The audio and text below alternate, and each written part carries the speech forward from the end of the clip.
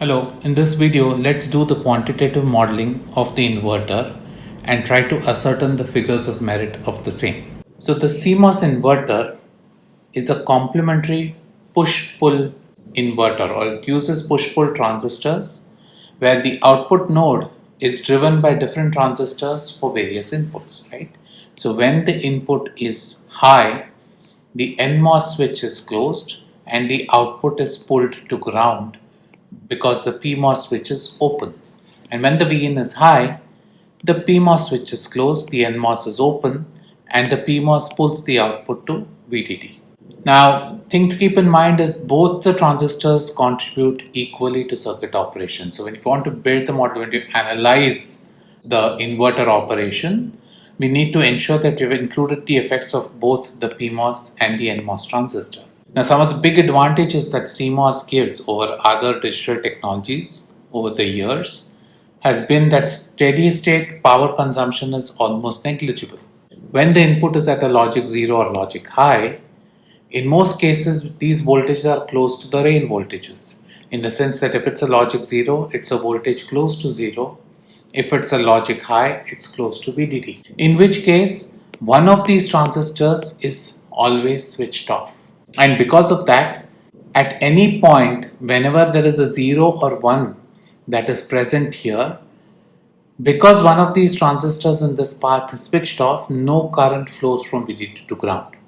Current only flows from VDD to ground when the input switches. Hence, if the output and input are stable, essentially the power consumption is 0. And the second thing you see is that in the transfer characteristics, you see a very sharp transition right around the inverter switching threshold, and otherwise it has very flat characteristics in the lower half and the top half of the curve. Now let's analyze the operation of the inverter.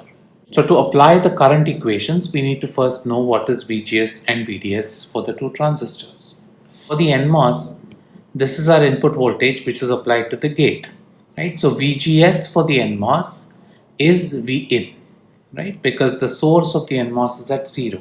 For the NMOS, if I want to think about VDS, VDS is given by the difference between the drain and source. Because the source is always ground, the drain is going to be Vout. So Vout is the VDS and Vin is the VGS. In the PMOS, things are slightly different because the PMOS, the source is connected to VDD.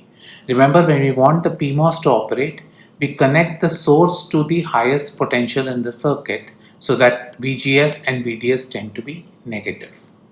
So VGS is then given by VG minus Vs, so which is Vin minus VDD, right? So for the PMOS, if it has to operate, then your Vin minus VDD has to be a negative number. Similarly, VDS is given by Vout minus VDD. If you have a bias condition in which there is a certain voltage present at the input, in the most generic condition, there will be some current flowing through the PMOS and some current flowing through the NMOS. Now, when the circuit is connected in this fashion, because whatever is coming into this node has to flow out of the node, the PMOS current has to be equal to the NMOS current.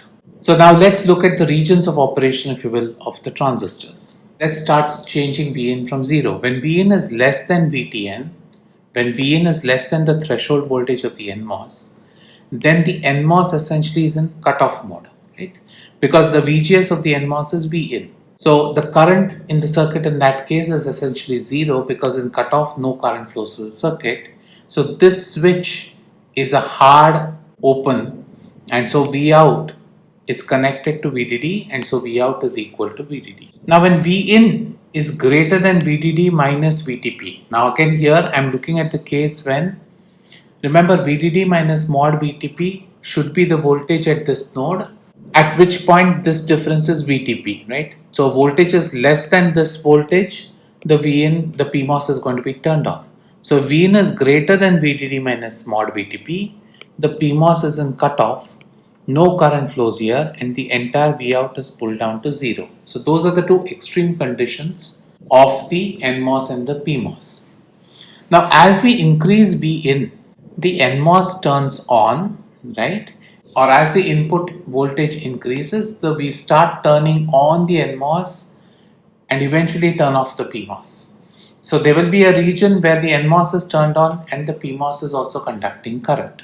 Similarly, as Vin decreases from this point, right, you push the PMOS into saturation and then slowly turn off the PMOS, right? So that's essentially how the inverter operates. As you switch or as you change the input voltage from 0 to VDD, at 0 the NMOS is completely cut off, the PMOS is working. As you increase this voltage, you essentially reduce the drivability of the PMOS and increase the drivability of NMOS, eventually leading to NMOS being completely a closed switch when Vin is equal to VDD and the PMOS turns off. So let's look at the voltage transfer characteristics of this inverter circuit, sometimes abbreviated as VTC. So again here plotted the input voltage in the x-axis, the output voltage in the y-axis. Both the voltages cannot go beyond VDD. Now as we discussed, when the input voltage is in the regime from 0 to VTN, the NMOS is in cutoff. And so at that point no current flows to the inverter, the output voltage is at VDD. Right? So when the input is between 0 and VTN, NMOS is in cutoff, PMOS is working and the output is at VDD. Similarly, the other extreme, when you have the input voltage in the range VDD to VDD minus mod VTP, the PMOS is in cutoff and the NMOS is in triode, so the output voltage is 0. So in these two extremes you see that at voltages close to 0, the output voltage is VDD. Input voltage is close to VDD, the output voltage is a 0. Now, as you turn on the or as you increase the voltage at the input beyond VTN, what happens is that you push the NMOS into saturation, but the PMOS is in triode region, right? The PMOS has not turned off yet. The PMOS turns off here. So as you increase the voltage beyond VTN, the NMOS goes into saturation, and so it starts to increase its current drawing capacity, and so the output voltage begins to fall. Similarly, on the other hand, when I reduce my voltage from this point VDD minus VTP, if I reduce my voltage, I essentially am pushing the PMOS into saturation, the NMOS into triode, so my output voltage begins to ramp up, right? What's happening here is that I'm increasing the drivability of the PMOS. I'm biasing the Vout voltage closer to VDD, right? And in between, there is this overlap region here where you essentially have both the PMOS and the NMOS in saturation, where this transition in the output voltage is very, very steep. So to recall, the NMOS starts off in triode in cutoff, goes into saturation, then it goes into triode region. The PMOS, on the other hand, starts off in triode region, goes into saturation, and eventually goes into cutoff. So as you increase your input voltage from 0 to VDD, you see your NMOS going into from cutoff into triode, and your PMOS going from triode into cutoff. So again, let's identify the key points on the VTC. So in this case, when the input voltage is lower, close to 0, the output is a VDD. So in a CMOS inverter, the VOH is VDD, right? So there is no corruption in the output high voltage of the circuit. Similarly, when the input voltage is VDD, or it's the highest voltage available in the circuit, the output voltage is 0.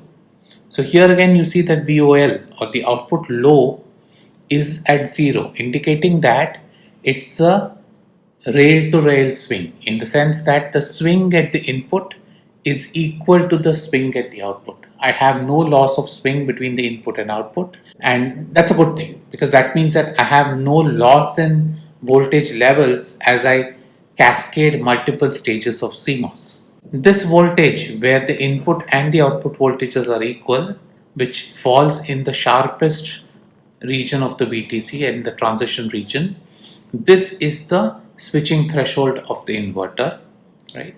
And then we'll talk about, as we mentioned in the previous video, 2 points, VIL and VIH. VIL and VIH are the points at which the small signal gain of the circuit is 1, right? So the gain in this region is less than 1, the gain in this region is less than 1, and in this region it's very, very high. So again, I'd like to draw your attention to this transfer characteristics and compare it to the ideal transfer characteristics. The ideal transfer characteristics had this box configuration. And what we see is that CMOS tends to be very close to this box configuration, right? And what you'll see is you'll strive to make the inverter in such a way that you push this sharper and sharper and this sharper. Now what happens with scaling, unfortunately, is scaling pushes the inverter in the opposite directions. So as we look at scaling in subsequent videos, we'll see what happens to the inverter characteristics. Now let's start putting some models and identifying how to calculate the inverter threshold voltage, switching threshold voltage. So again, to calculate the inverter switching threshold, we apply the condition that the input voltage and the output voltage are both equal. We also know that at this point, when the inverter is near the inverter switching threshold, both the NMOS and the PMOS are in saturation. So we'd make the following assumptions, or rather we'd use the following when we are extracting VTH. We'd say that both PMOS and NMOS are in saturation and their currents are equal. So if you assume the square law model, half Kp prime Wp by Lp, these are the dimensions of the PMOS transistor. The VGS of the PMOS is VDD minus Vn, and VTP, mod VTP, is its threshold voltage. So this is the current of the PMOS in saturation will be equal to the current of the NMOS in saturation. So here again you have an equation where everything is known except the Vin, and this Vin is nothing but the switching threshold voltage. Remember, digital logic is a substantial portion of your ASIC or chip design. So we want to keep the area of the inverter as small as possible. Furthermore, we want these inverters, or we want these transistors to have as high a drive current as possible. So when we pick technology, we always pick L to be the smallest printable length that is possible in the technology. So we ensure that both the gate lengths of the PMOS and NMOS are as small as possible. And if we define this Kr, which is the ratio of the drive strengths of the two transistors, as Kn prime Wn by Kp prime Wp, what we get is that the switching threshold voltage, which is the solution of this equation, is given by this term. It's a weighted mean of VDD minus VTP and this VTN. Now, in this simple model, one thing which we have not worried about, which is a property in all transistors as we scale them, is the fact that we have assumed them to be perfect current sources in saturation. In that, the saturation current does not depend on the drain to source voltage of the NMOS or of the PMOS, right? Which is not true, but for long channel square law model, that is our assumption, which means that the output voltage technically needn't be VTH. As long as the output voltage is in this region between VTH minus VTN and VTH plus mod VTP, the above equation that we used holds.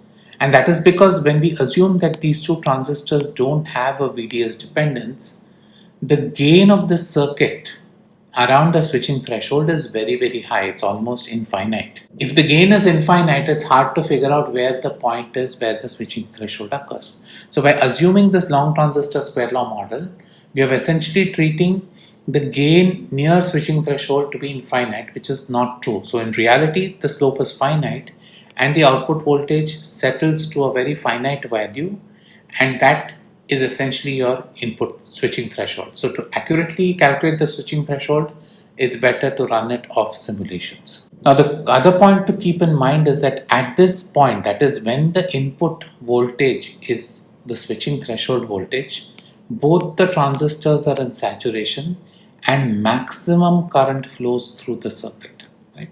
So this point where the input is equal to the output is equal to switching threshold is a very unstable point if we were to bring in concepts of control systems, because at this point the gain is very, very high. So if the input changes slightly, the output immediately either falls or increases depending on which direction the input change is occurring, right?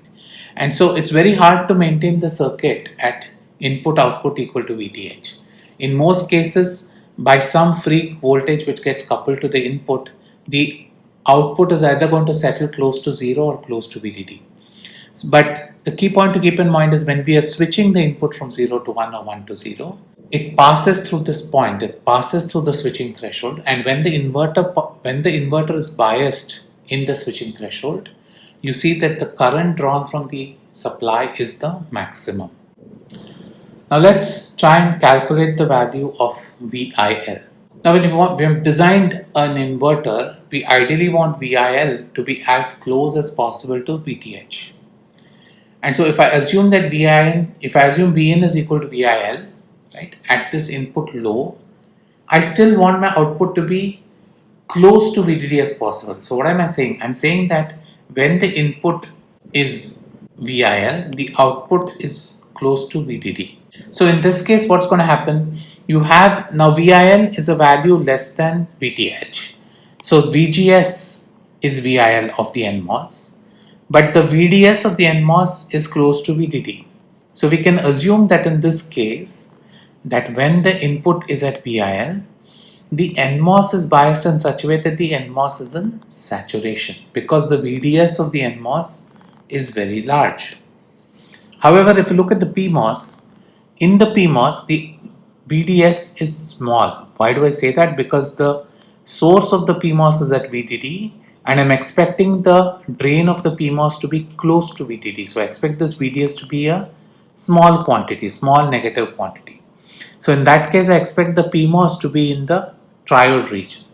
So when I'm calculating VIL, I make the assumption that the NMOS is in saturation and the PMOS is in triode region. And so I apply the equation that the PMOS current is in triode, that should be equal to the saturation current of the NMOS. Again, by invoking the square law formulae, I get the following equation. And then the input voltage here, so VGS of the NMOS is Vin, VGS of the PMOS is Vn minus VDD.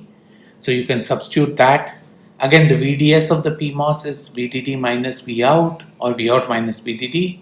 The VDS of the NMOS is Vout. So you have one equation here which relates Vin to Vout, and this Vin is nothing but VIL. You have an equation Vin and Vout which cannot be solved because it has two variables or two unknowns. But we know an additional point with regard to VIL. We know that when the input voltage is VIL, the slope of the transfer characteristics is -1. That is, if I differentiate this equation and then at VIL, the first differential of the output voltage to the input voltage is going to be -1. So I'll differentiate equation 1 and then when Vin is equal to VIL, I'll substitute this dVout by dVin as -1, which gives me a relationship for VIL in terms of Vout. So I have a second equation here which expresses VIL in terms of Vout. Equation 1 has VIL and Vout. Equation 2 again has VIL and Vout. So I can solve these two equations simultaneously to calculate the value of VIL and the value of Vout. And so we expect VIL to be a value less than the switching threshold and we expect Vout to be close to VDD. The same logic or a similar logic can be used to calculate the value of VIH. Right? So in the case of VIH we want it to be greater than VTH. And when the input is at VIH, that is, it's an input high. So when the input voltage of the inverter is at an input high, I want the output to be as close to zero as possible. So what do I mean here? So when the output is close to zero, VDS of the NMOS is a small quantity. So when the VDS of the NMOS is a small quantity, I expect the NMOS to be in triode. However, if you look at the PMOS, this Vout is close to zero.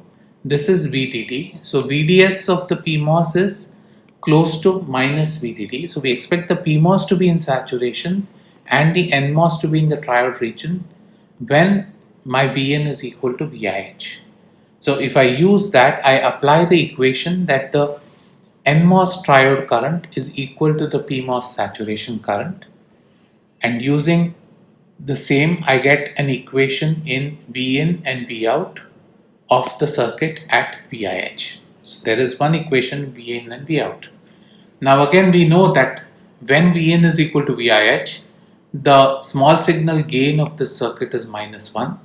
So I can differentiate 3 and set in the value of dVout by dVin is equal to -1. I get a relationship between VIH and Vout, right? And here this is the relationship between VIH and Vout.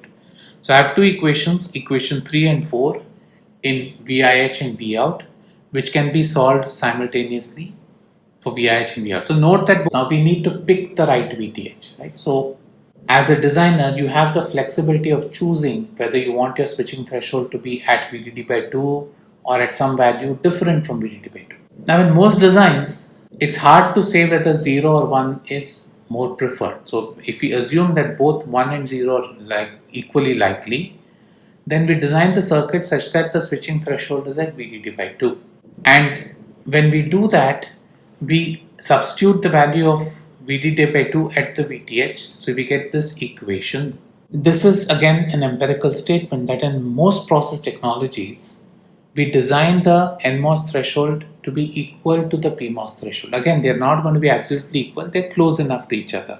Again, this is done because we want the drive currents, etc. to be roughly similar to each other.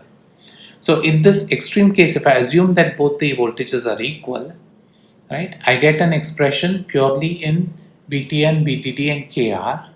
Now this equation will hold true either when KR is equal to 1 or VTN is equal to VDD by 2. Now this VTN equal to VDD by 2 is kind of a trivial case because you can't expect the threshold voltage of the NMOS to be half the supply voltage. That's a bad design. So the only way you'd set it up is when KR is equal to 1. And what does that mean?